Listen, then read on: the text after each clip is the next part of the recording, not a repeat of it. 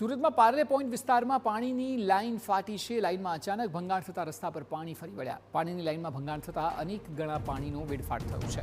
પાણીની લાઇન ફાટતા આસપાસના સ્થાનિકોને હાલાકી પડી રહી છે। કયા કારણોસર પાણીની લાઇનમાં ભંગાણ થયું તેનું કારણ હજી પણ અકબંધ છે।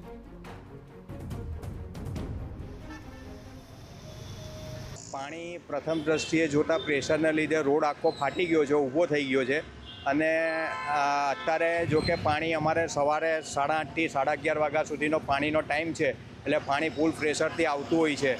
તો આખો રોડ પણ એના લીધે ઉપસી ગયો છે। હવે કોર્પોરેશનના અધિકારી આવે અને એ ખોદે અને પછી અંદર ખબર પડશે કે કેવી રીતે આ લાઇન બ્રેક થઈ છે।